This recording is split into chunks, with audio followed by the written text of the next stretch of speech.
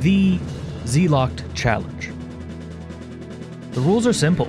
We're not allowed to turn by traditional means. Every single room is an entirely new puzzle to overcome. Can you beat The Legend of Zelda Ocarina of Time while Z-Locked?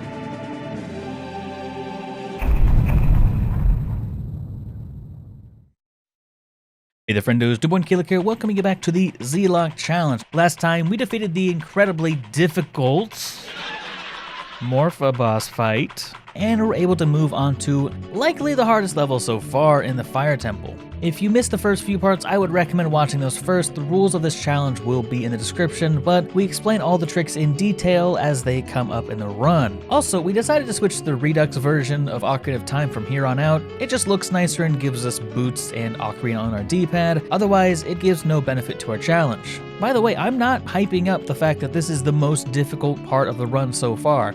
This took us about 5 hours to complete. At least 1.5 hours of that was spent on one single part of the Fire Temple. Luckily, we catch a bit of a break as there isn't much stopping us on the way to the Fire Temple. Simply stop the little rolling Goron, obtain the red tunic by asking him questions about how his family are all gonna die, and their murderer.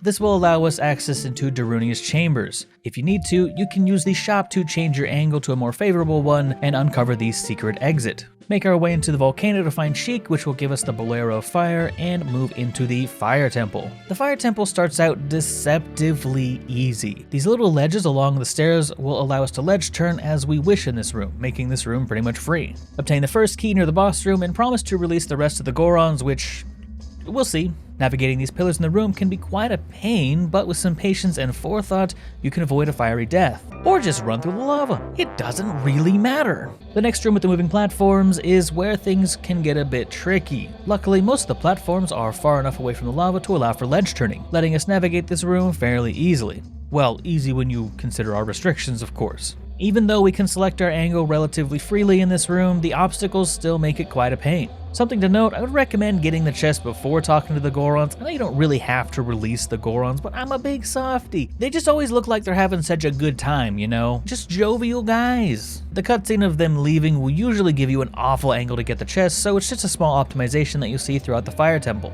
The trickiest part of this room is definitely getting to the bombable wall and the next key. Luckily, a quick bomb turn will allow us to do so at the cost of a little bit of health. One more ledge turn on the bridge and onto the fire pillar room. Since we completed the water temple and have access to the long shot, getting to the block platform is fairly simple. One ledge turn, push the block, and we're on our way. Or rather, we should be on our way. This locked door poses a problem. For whatever reason, Link absolutely refuses to grab onto these ledges and just falls straight down. It takes pretty precise timing to avoid being crushed, but you can just hang off the side of the block as it's resting and select the correct angle. Moving on to the next room, we are able to use this Goron and crafty use of angle preservation to navigate to the higher platforms, cross the gap, and get stuck.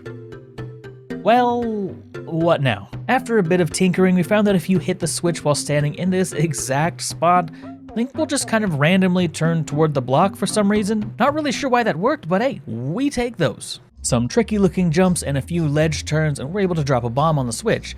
Luckily, the cutscene will turn us close enough to the grate to climb up just in time. The room with all of the rolling rocks is more annoying than anything. We can pretty much just use the rocks to select any angle we want while rescuing the Gorons and obtaining the keys in this area. Just be prepared to take a lot of hits. And I mean a lot of hits.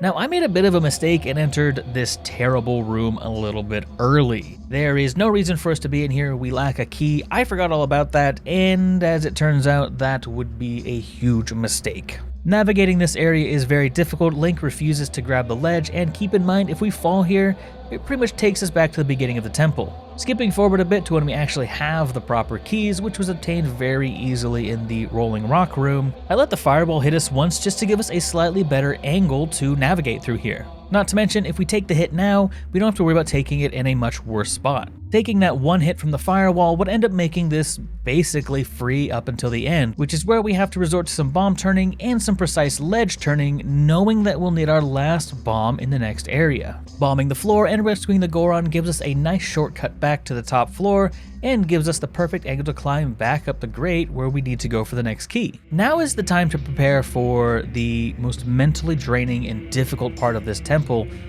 but first we would have to get there. Skipping to the room with all the firewalls, this room can be quite a nuisance but is fairly workable. We can use the walls to change our angles as we need. The giant firewall at the end is luckily very simple, as the cutscene when you hit the switch aligns us with the firewall and we are on to the first flare dancer. While the flare dancer can be a little bit of a pain, it is absolutely nothing compared to what would come next. The room that could very well end the run. I've been worried about this room since we started. The room with the Megaton Hammer is the one room in this run where all of our weaknesses are directly exploited in this challenge. If you don't know, we have to traverse a circular area under a fairly strict time limit, and if you fail, you drop to the beginning of the temple.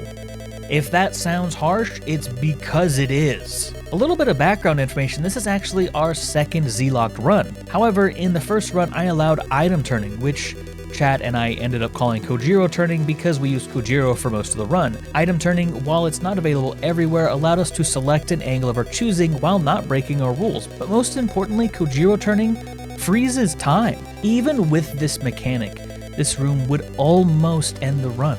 Kojiro was so pivotal to the first run that he became something of an idol around chat and Discord. So how could we manage to complete this extremely challenging room without the one thing that allowed us to do it in the first place?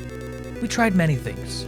We tried some exploits, using the long shot, which seems to have some sort of anti-cheese measures in place. That's actually why we did the water temple first. I thought it would help.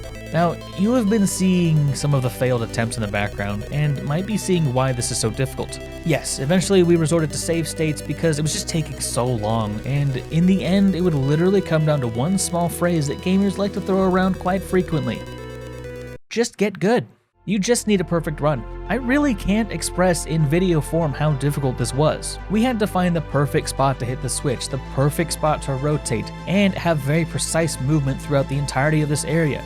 Grabbing the ledge even one extra time is a guaranteed failure, which is very easy to do. After that, I'm not even gonna try to fool you into thinking the rest of the temple was anything compared to that.